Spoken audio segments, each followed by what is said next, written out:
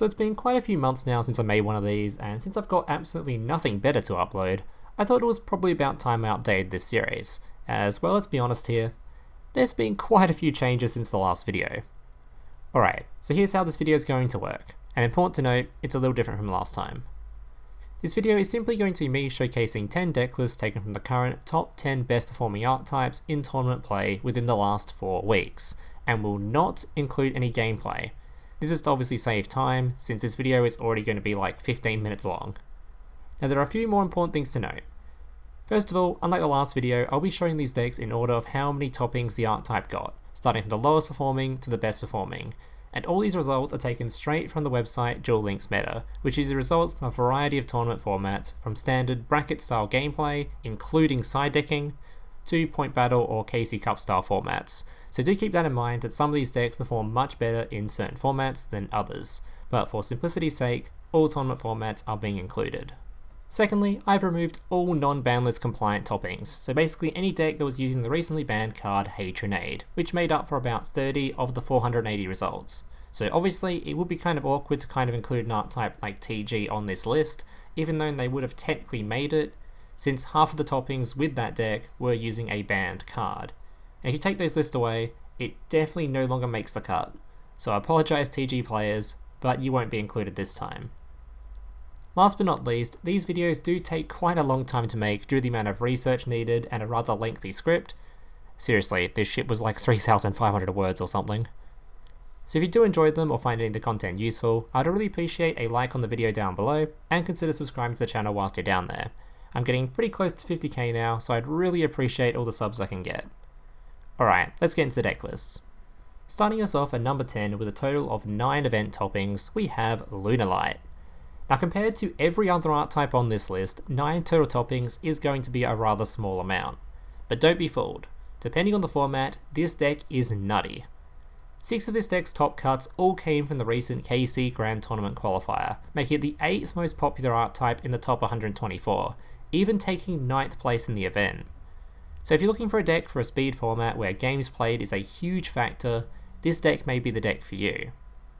Another huge upside to this deck, despite the recent addition of Tenki, is that it's still extremely cheap to build, and there are multiple budget ways to play the deck. If you're excluding Tenki and the easily replaceable Sphere Kuriboh, it all comes from one box and ticket cards, making it definitely the cheapest build in this video. The actual game plan for this deck is pretty simple. You have 2 strategies. You either shield yourself with protective hand traps until you can successfully pull off your OTK combo of Fox's attack reduction plus Cat Dancer's double hit, or you summon a massive untargetable boss monster in Sabre Dancer, which can be devastating in matchups such as Resonator, where they really don't have any outs to it, especially in the main deck. So if you're looking for a fast-paced, easy to play, cheap deck that still pulls toppings at a tournament level, Lunalights are definitely the deck for you. Coming in at number 9 with a total of 20 top cuts, which actually completely surprised me, is Witchcrafter.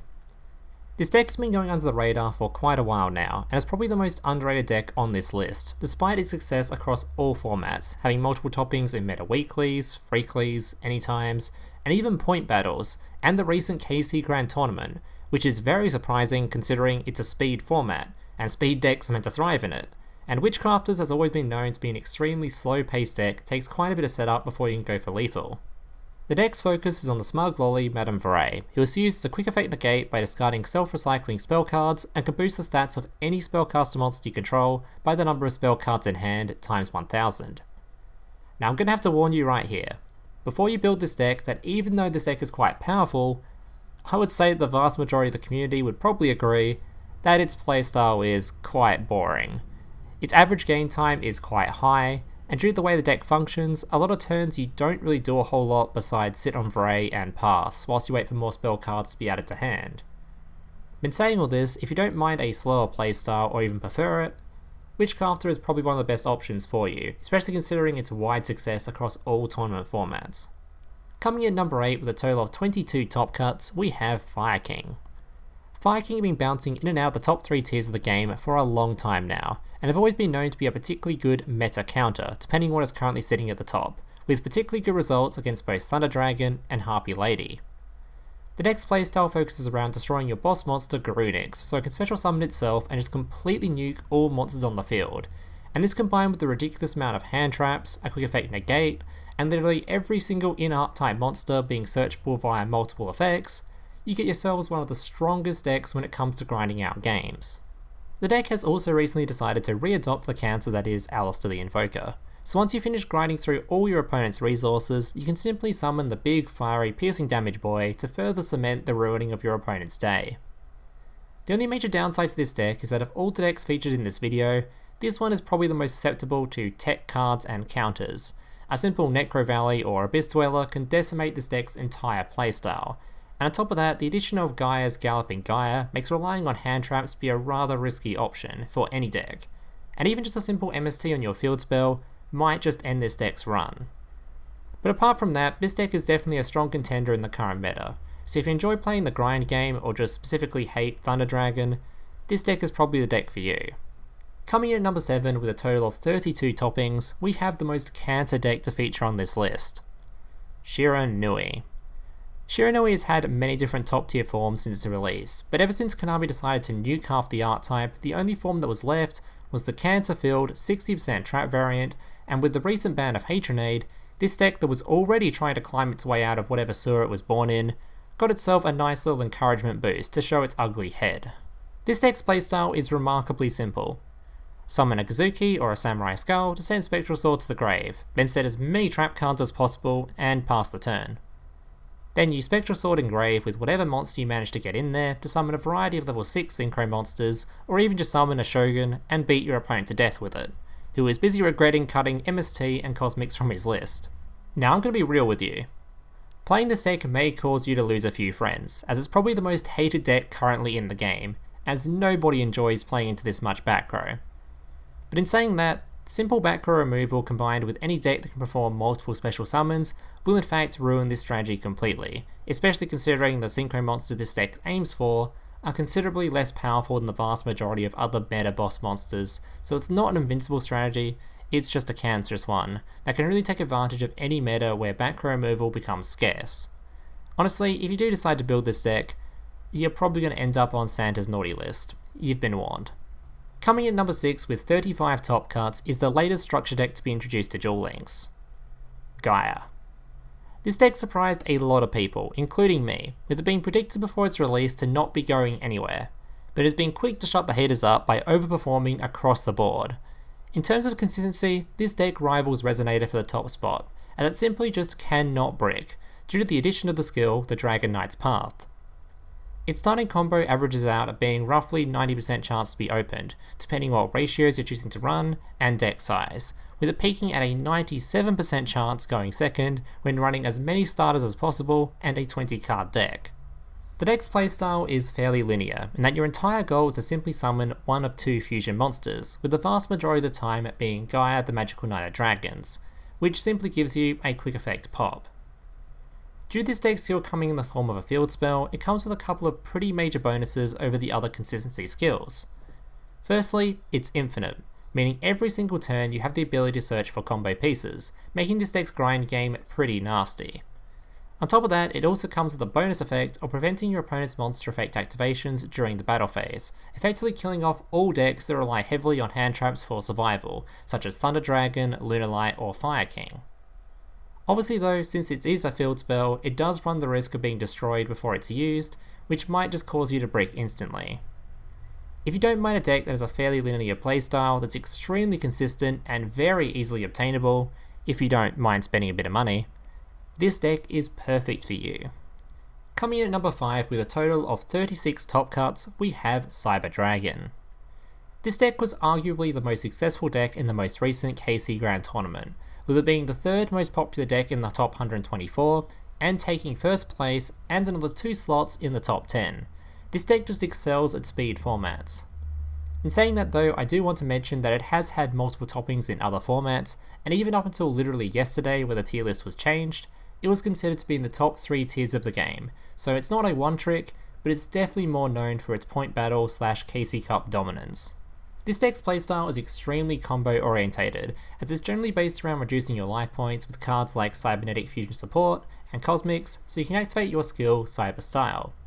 Then, using the field spell Fusion Gate, you can summon an absurd amount of fusion monsters, the vast majority of which can attack multiple times and have up to 4k attack, sometimes more if you can manage to make a big enough Chimera tech.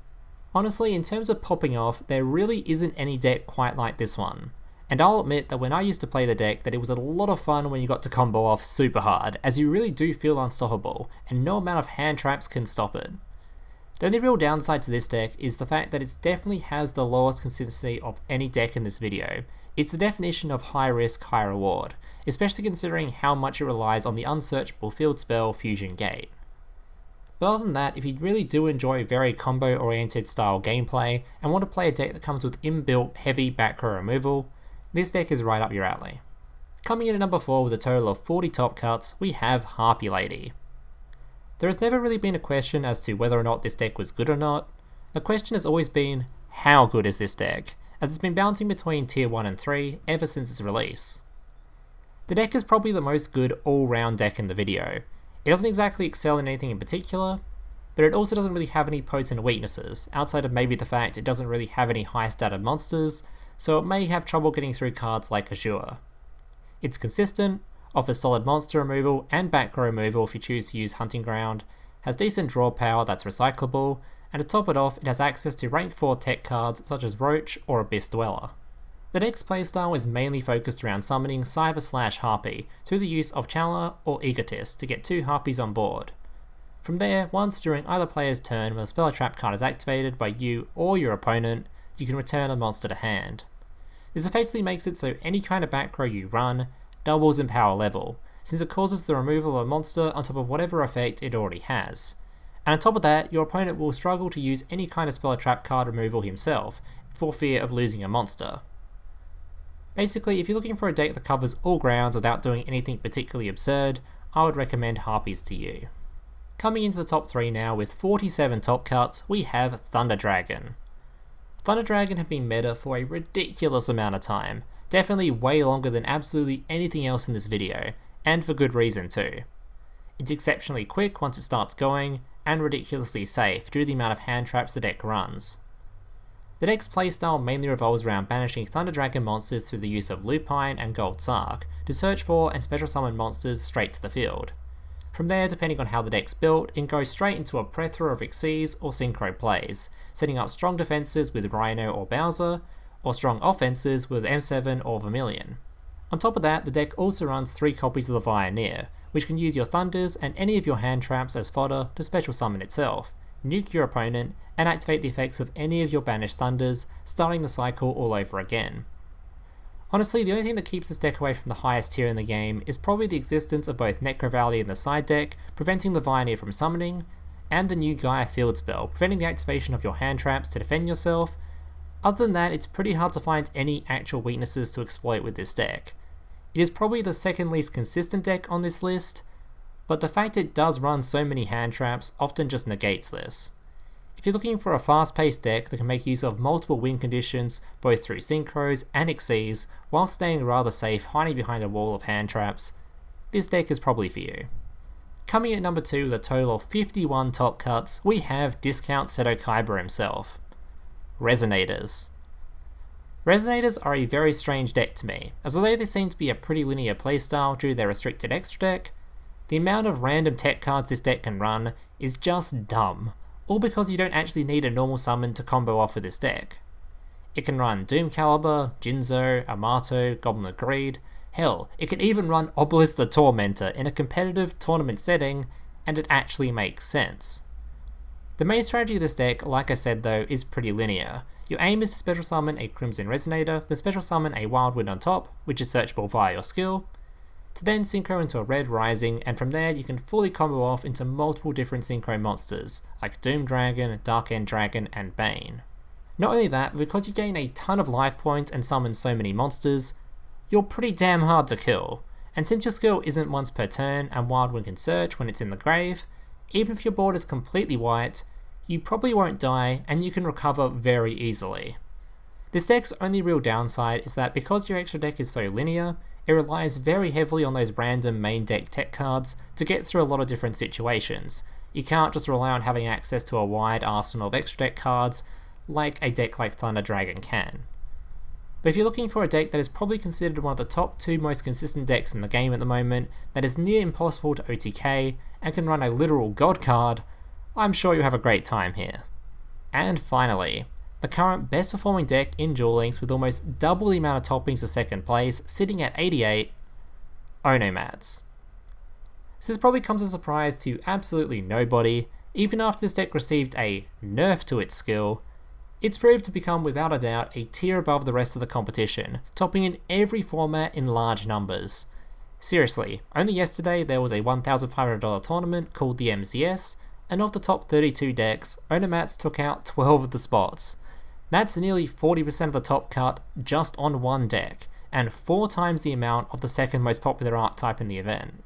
Onomat's playstyle is basically just rank 4 and 6 exceeds spam, due to Gargant's ability to adjust levels, and just about the entirety of the archetype having some kind of special summon effect. It makes it pretty easy to exceed summon multiple times a turn, for an extremely easy OTK via Malevolent Sin, M7, Samurai, or even just to set up a near unbreakable board with Rhino or Roach. And to top it off, even if your board is somehow broken, or your OTK is somehow prevented, you can simply reactivate your skill on the following turn to search for a Gargar head to completely restock your arsenal and go again. Now this is the part where I'd normally go through the downsides of the deck, but honestly, it doesn't really have anything that stands out. It's pretty weak to cards like Book of Moon or Lightning Vortex if it goes first, since it doesn't really run any back row and it has no hand traps. But even then, if your opponent doesn't manage to kill you, you'll just restock with Gargar head and OTK on the following turn. Honestly, the only downside I can really see to this deck is that it's probably right in the firing line for Konami's ban list down the line, so your investment might not be the safest one. But if you're looking for a deck to play that is undeniably the strongest deck in the game, this is the deck to go for. Alright guys, that's it for my list. I hope you guys got some use out of it, as like I said at the beginning, these videos take way too long to make, so I hope somebody found them useful. If you enjoyed it, make sure to leave a like down below, and consider subscribing to the channel whilst you're down there. Thank you guys for watching, laters. Hey big brother, can I watch SpongeBob? Shut up, Mokuba. I'm busy flagging YouTube videos to compensate for the fact that I have an extremely small penis. Oh.